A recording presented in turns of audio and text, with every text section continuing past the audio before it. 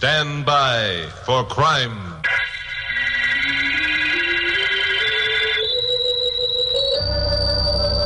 Hi, I'm Chuck Morgan, newscaster on radio station KOP here in Los Angeles. You know, corruption in government is something that will probably always be with us. Let's face it, we have our share, I guess, just like every other large American city. There are a few of us who are in a position to do something about it. So we keep trying, with varying degrees of success and failure. There are other forms of corruption, too. In sports, for example, like that basketball business a while ago. And boxing. That's a story I'd like to tell you. You've heard of Lefty Luke Larson and K.O. McCready, light heavyweights, both of them. Well, last week they were scheduled for a 10-rounder in the Starlight Stadium. It was supposed to be a grudge fight, but I had pretty good information that the scrap was fixed, with Lefty set up to kiss the canvas. I tried for a week to get my hands on something concrete that I could use without a libel suit being filed and got no place. Well, on the night of the fight, I got back to my office just before 7 o'clock broadcast and found my blonde secretary, Carol Curtis, knocking herself out over something she'd been reading. All right. What have you been doing? Reading the Los Angeles weather reports or something? Oh, hi, Chuck. Honestly, this is the funniest thing I've ever read. Yeah, some of your own dialogue, I'll bet. No. Look, this letter was addressed to the question and answer department and got to our mail by mistake. Yeah? Who's it from? Oh, that's unimportant. Listen, dear sir, I have a small ranch in the San Fernando Valley. For several months, I have been troubled by my neighbor's chickens wandering into my backyard and laying their eggs in my garden. This morning, there wasn't a single solitary egg there, and I want to know what I can do about it. Well, don't you think it's funny? Yeah, I'm dying. Now, look. Well, you don't get it, Chucky boy. This woman says she's being troubled. Get that troubled by these hens laying their eggs in her yard and now... Yes, I get it. Now she's mad because they've stopped. Oh, you do get it? Some people's sense of humor. Did the ducats come in? What ducats? The ducats to tonight's fights, of course. Oh, yes, they're here. And you don't have to bite my head off. Hey, who's going to use the other one? Other what? Where's that lighter fluid? The ticket. There are two. Oh, a friend of mine. Oh, here it is. I see. You know, Glamourpuss, I'm as convinced that tonight's fight is fixed as I am that the sun will rise tomorrow. It burns me up because there's nothing I can do about it. This friend... The fight game's always been pretty clean. It's a lousy shame the way a gambling syndicate can move in and put the fix on. Maybe your friend knows the answer. I don't think so. Glamourpuss, it's almost time to go on the air. Oh, listen, answer the phone, will you? Chuck Morgan's office. Oh, hello, Bill. Yes, he's here. Who is it, Bill Meggs? Yes. He sounds excited. Hello, Bill. How are things? What? No kidding. Half hour ago, huh? Yeah, I can get on the show, but talk fast. There's only about 3 minutes to airtime. Take this down, Glamourpuss. Okay. Lefty Luke Larson, contender for the light heavyweight championship of the world, was found murdered in his apartment at 720 Citizen Street this evening.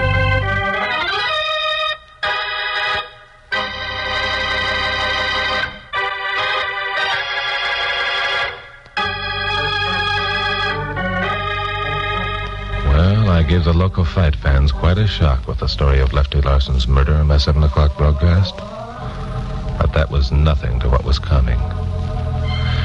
At 7:15, I left the studio and drove out to 720 Citizen Street. It was a small apartment house located up against the hills in the Las Feliz district. 2 cops were keeping a crowd of curious people moving. Both of them I knew, so they let me inside. Larson's apartment was on the ground floor rear. Tom Brady, the medical examiner, was just leaving as I entered. Bill Meggs was inside, another cop, and a red-headed girl. She was sitting in a corner, staring dazedly at the floor. Her eyes were red, and it was obvious that she'd been crying. How's it look, Bill? Not good, Chuck. The guy was murdered, all right. Tom says it was most likely cyanide poisoning, although he can't tell for sure until he performs an autopsy. You got a cold, Bill? Yeah, I'm just getting over it. Oh, that's too bad. What makes you so sure it was murder? It had to be. Come over here. All right. See that damp ring on this bedside table? Yeah, a glass containing some sort of liquid must have been there not long ago. That's right. Well, the glass is missing. If Lefty had committed suicide, it'd still be there. Unless someone else took it away. It isn't very likely that someone would come in and take that glass away with Lefty's dead body lying there in the bed without doing something about it. Unless it was the murderer himself. Unless it was the murderer himself. Which, of course, it was. I figure's all right. What's your idea what happened, Bill? Well, we've checked around and learned that Larson left Mosley's gym around 4:30. He said he's going home to pick up his good luck piece and maybe lie down for an hour or so before the fight. Which I guess is what he did. I figure he poured himself a glass of milk, sat on the edge of the bed, drank it, and then lay down. Yeah. Well, couldn't he have carried the glass back to the kitchen? Well, he could have. But he wouldn't have had time to wash it and put it away. Not with that poison in him. Yeah, you're right. And he was found right here on the bed. Who found him? That girl over there. Her name's Lil Framingham. They were engaged. She says she called him here on the phone about 5:15. Told him she'd pick him up and drive him to the stadium at 6:30. When she got here, she found him dead. I see. What was the good luck piece you mentioned a minute ago? Set of rattles from a rattlesnake. We found him in his pocket. By the way, Chuck, I'd appreciate your giving me a hand in this. You know, I never was much of a fight fan. Don't know many of the people mixed up in it. You have to in your work. Yeah, sure. I'll be glad to do anything I can. I don't suppose you came up with any fingerprints? No. Everything wiped clean. Another one of those, huh? You mind if I talk to the girl? If she'll talk. She's pretty upset. Thanks. Hello, Lil. I loved him. We were going to be married. I loved him. Yeah, I know. It's a tough break. But now we've got to see if we can't find the man who did this thing. Can you think of anyone who might have wanted Lefty out of the way, Lil? I loved him. We were going to be married. Did he have any enemies? Anyone who hated him? Hate? Yeah. Anyone hate Lefty? Nobody hated Lefty. He was the swellest guy who ever lived. I loved him. Okay, Lil. I'll ask Lieutenant Meggs to have someone take you home. We can talk again later. Well, how'd you make out? She's in a bad state of shock, Bill. You better get her home. I intend to. Only kept her here this long so you could talk to her. Thanks. You, sometimes have a way with females. Sometimes. By the way, where's Carol? Back at the studio, sweating over typewriter. Didn't want to come, huh? Yeah, she wanted to. But I have to throw my weight around once in a while and show her who's boss. Ha! What do you mean? Ha! Nothing. Only kidding. Well, got any ideas? Yeah, one or two. I'll tell you what. I'll take a run down to Mosley's now. I'll talk to some of the boys. Let you know if I pick up anything.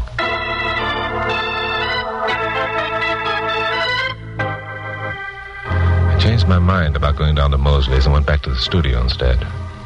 I remembered that out in San Fernando Valley, an old-time boxer named Babe Starkey, long since retired, had bought a small ranch and was operating it for the few bucks he needed in his old age. Most of the boxers, especially the young ones who came to town, found time to go out to Babe's and swap yarns with him. Babe knew more about fights and fighters than anyone.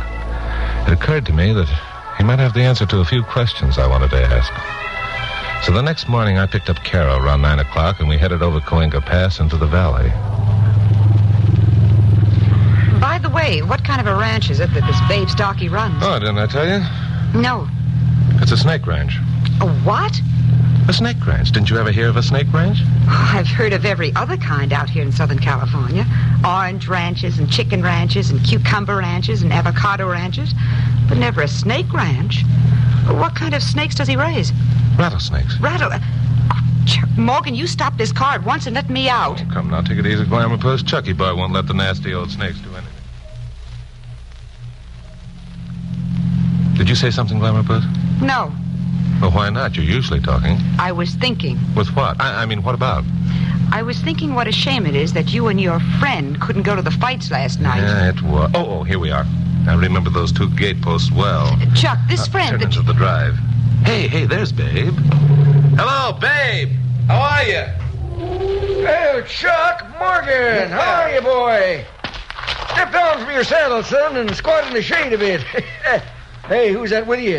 You've heard me mention my secretary, Carol Curtis. I never met the young lady, but I'm sure glad to do it now. Hey, she's pretty. Well, thank you, Babe. You're pretty, too. Well, now, that's plumb decent of you to say that, ma'am. Come on, get out of there. Where did you latch on to that Western talk, babe? Well, now it's like this, Chuck, my boy. I figured as long as I turned rancher, I better talk like one. Here, just you sit right down there in the shade of the sycamore tree, Miss Curtis. Make yourself comfortable. My, you are pretty. Well, thank you again. How's the rattlesnake business, babe? Well, it's like this. I raise 'em and kill 'em and skin 'em and pack the meat in cans and sell the hide. Make a few bucks here and a few there. Not much, but it's kind of fun. Dangerous, too. Dang critters like to kill you if they get a hold with their fangs. How about me showing you around the place? Got some powerful built sidewinders. No, thanks. Well, we've only got a few minutes, babe. You heard about Lefty Larson, I suppose? I sure did. What a shame. Yeah. Now, who do you suppose that would have murdered Lefty? He was a good boy. That's only a month ago he was out here. Spent the day with me. I give him some rattles for a lucky piece.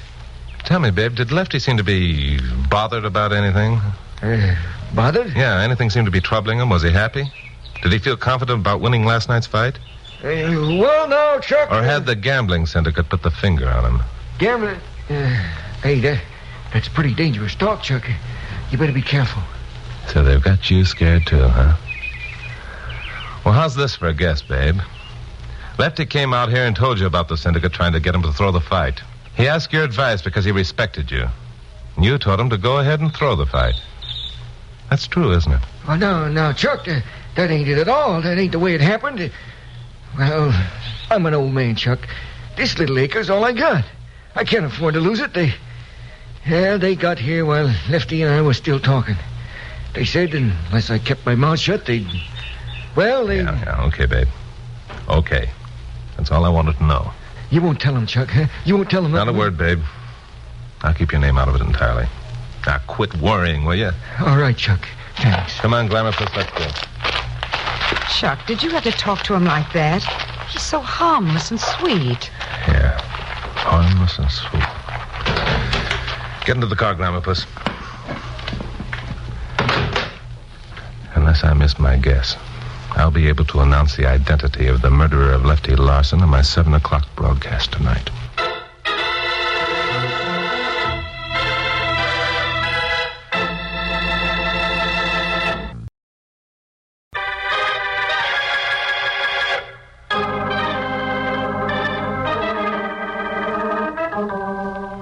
By the time I got back to the studio, I'd begun to wonder if I hadn't been a bit hasty in making the 7 o'clock broadcast a deadline. There's a lot to be done during the next few hours. But first, I wanted to have a talk with my boss, Pappy Mansfield, owner of KOP. Pappy listened patiently while I explained what I had in mind. It's a good idea, Chuck, and it might work, but you can't do it. Good for you, Pappy. That's exactly what I told him. If he thinks he can... Glamour Puss. What? Drop dead. What do you mean I can't do it, Pappy? If my guess is right, we'll have one of the biggest stories of the year. Yes, and if your guess isn't correct, I'll be minus one good newscaster. Nope, not a chance. All right, Pappy, I'll make a deal with you. It's now 2 o'clock. I'll start from Mike Mosley's gym right now. If I'm not back by 4, you get hold of Bill Meggs and come looking for me. Well, why don't we get hold of Bill Meggs right now and go down there with you? For obvious reasons. Name 3. How about it, Pappy? Well, I don't know. Good, it's a deal. You stay here, Glamour Puss, and wait for the phone to ring. When it does, it'll be me with the solution to the mystery of the boxing champ murder.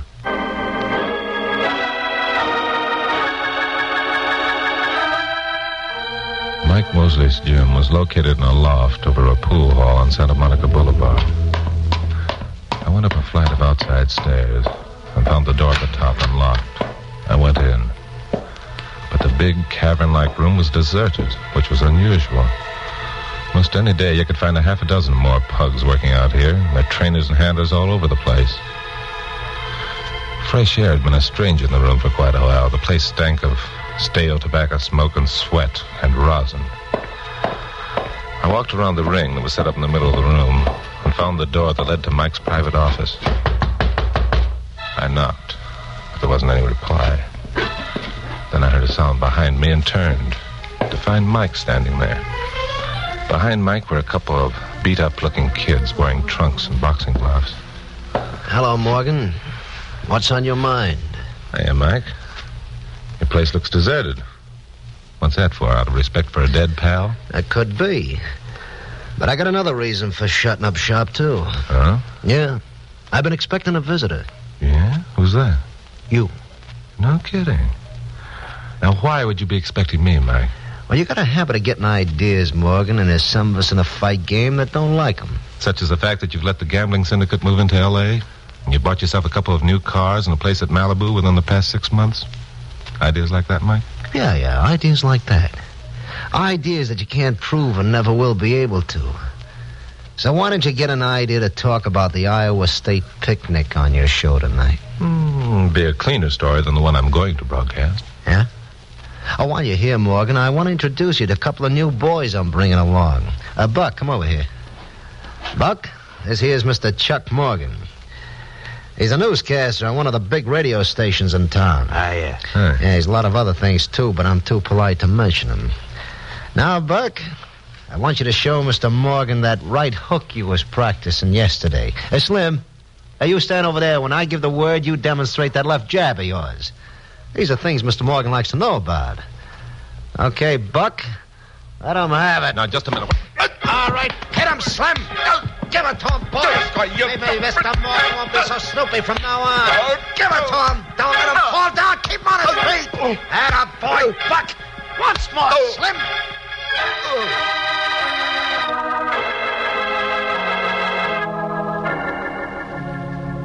When I came out of that one, I was in a cab heading down Santa Monica Boulevard. My face felt like a boiled beet. I put my hand up where my nose should have been. Ow. Cabby. Cabby! Don't ask me nothing, mister. I ain't seen nothing. I ain't heard nothing. Just doing what I got paid for. Who paid you? All right. Where are you taking me? Any place you say, mister. So long as it don't cost more than $2. Okay. Take me to KOP. I could tell by the expression on the faces of the people I met when I walked into the KOP building that Mike's boys had really done a job on me. Glamour Puss let out a yelp when I walked into the office. Oh, Chuck! Hi, Glamour Puss. Get me a drink of water, will you? Oh, Chuck! Oh, you poor boy. What happened? Were you in a fight? No. I got this way sitting under a sun lamp. Get me a drink of water, will you? All right. Carol, well, who's this? Chuck! Hello, Pappy. What happened? Were you in a fight? Oh, no, not you two. Here's the water, Chuck. Thanks. And here's the first aid kit. No, get away And don't with you that. dare tell me you're all right and don't need attention. Now, hold still. What happened, Chuck? Oh, ouch! Now, will you take it easy, Glamour Puss? Oh, don't be a sissy. Some of Mike's boys worked me over. Why? I guess they don't like me. Ow! I hope this will teach you to take someone else's advice once in a while. If you had let Bill and Pappy go down there Shut with up. you... I won't shut up. You're a newscaster, not a detective. Now, here, turn your head this way. Obviously, he's not a prize fighter either. Yeah? Well, let me tell you two something. I'm not bad at either one. You haven't seen those other two guys yet. And don't forget, it was I who figured out that fingerprint deal 2 weeks... Hey, Sit still. let me at that phone. What's got into you? It must be the effects of the sun I'll lamp. show you whether or not I'm a good detective. Police department. This is Chuck Morgan. Get me Bill Meggs. Just a minute. Hello, Chuck. What's on your mind? Listen, Bill, did you tell me that you didn't find any fingerprints when you dusted that room where Lefty was murdered? Not a one. Why? Think hard, Bill. Weren't there any at all? No, only my own on it. Hey, Chuck, that's it. You bet that's it, my friend. You got the address? Sure I have. Good. I'll meet you there in 10 minutes.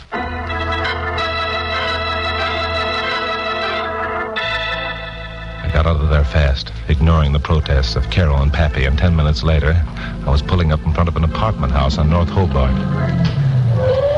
Bill Meggs was waiting for me in the doorway.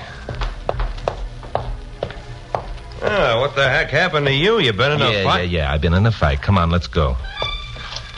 The mailboxes gave us the number of the apartment we were looking for. It was on the second floor. We went up a flight of carpeted stairs and knocked on the door of 2A. Try it again. Yeah. Hello, Lil. Mind if we come in?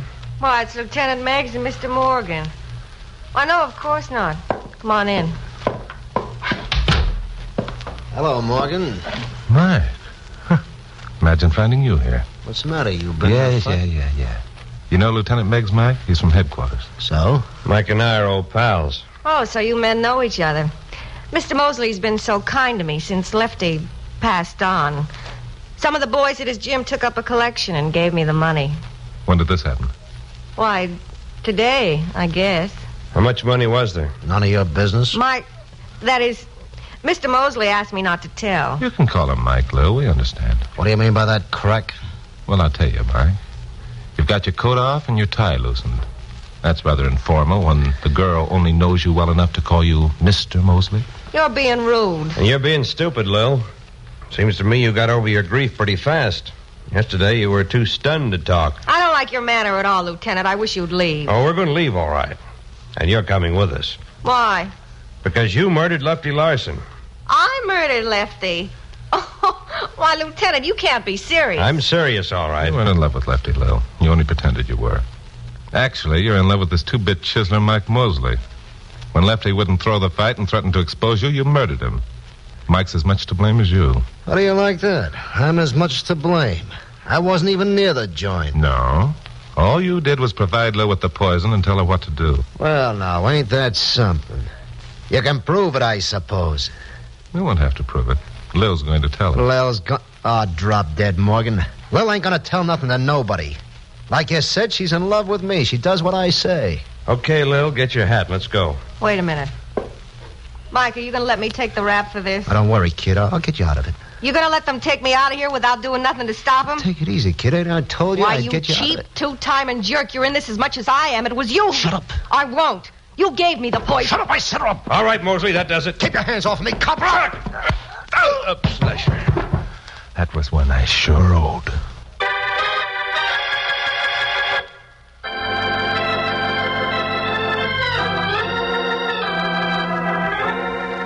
Well, that settled that one. Lil gave a full confession, which of course implicated Mike Mosley. We guessed pretty accurately as to how the thing had been worked out. It was just another one of those cases in which a murderer thought he'd covered his trail enough to be very sure of himself. Will they ever learn? Of course, I had a lot of explaining to do to a certain blonde secretary and a gentleman named Pappy Mansfield. Okay, genius. Gather round, Pappy. This is the moment that Chucky boy likes. The ham. Glamour Puss, you're just sore because you didn't figure this one out yourself, aren't you? All right. Now, if you two have exchanged the usual number of insults to assure each other that you're really in love, suppose you give it to us, Chuck. Sure, Pappy. It was really quite simple. Oh, you modest man, you. Go ahead and brag. For the moment, Glamour Puss, I'm going to ignore you and talk to Pappy. It was like this, Pappy. Lil said she called Lefty at his apartment and talked to him on the phone an hour before he was murdered. Yet Bill Meggs couldn't find any fingerprints except his own, which were on the phone. My golly. Lil had wiped everything clean of fingerprints, including the telephone. But Bill used the phone when he got there. Uh-huh. So both Bill's and Lefty's should have been on that receiver. Oh, my. And to think our Chucky figured it all out by himself. Oh, say, Pappy, Yeah, Chuck? those tickets I had for the Larson-McCready fight. They're sending me 2 others for the Aragon bout next week, so we won't miss out entirely. Oh, good. Chuck, Hmm? was Pappy the friend who was going to use the other ticket? Sure, didn't I tell you? No, you didn't. No, I'm sorry. Chuck Morgan, I think you're dreadful. Why? You knew I thought you were going to take some other woman, and you let me think so. Glamour Puss, What? you're purty. Oh, Chuck, I think you're pretty, too. Mm.